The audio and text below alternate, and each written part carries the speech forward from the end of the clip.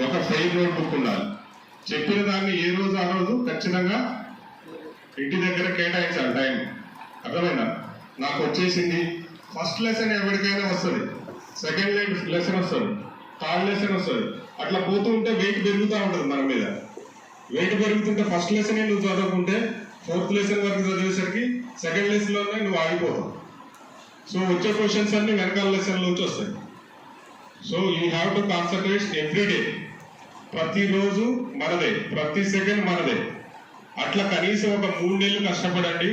ప్రభుత్వం వారు కూడా చాలా ఖచ్చితంగా వీటిని నిర్వహించి అందరికీ ఉద్యోగాలు ఇచ్చి వాళ్ళ గవర్నమెంట్ యొక్క స్టేటస్ని ఇంకా పెంచుకునే ప్రయత్నంలో ఉన్నారు. కాబట్టి ఈ యొక్క సౌదావకాశాన్ని మీరు వినియోగించుకొని, ఇదే కాదు ఎస్పీ గారు చెప్పినట్టు ఒక పోలీస్ జాబ్లే లేవు, చాలా జాబ్స్ పడుతున్నాయి. కాబట్టి అన్నింటికి కూడా ప్రయత్నం చేయాలి, కష్టపడాలి. ఇప్పుడు మీరైతే ఇక్కడికి వచ్చిన వాళ్ళు 450 మెంబర్స్ని తీసుకున్నారు. మీకంటే బయట ఉన్న వాళ్ళు ఎక్కువ మంది కొడతారు జాబ్, తెలుసా? ఎందుకు? వాళ్ళకి కసి పెరుగుతుంది. మీ లోకల్కి రాలేదని కసి వాళ్ళకి ఎక్కువ అవుతుంది. So always text books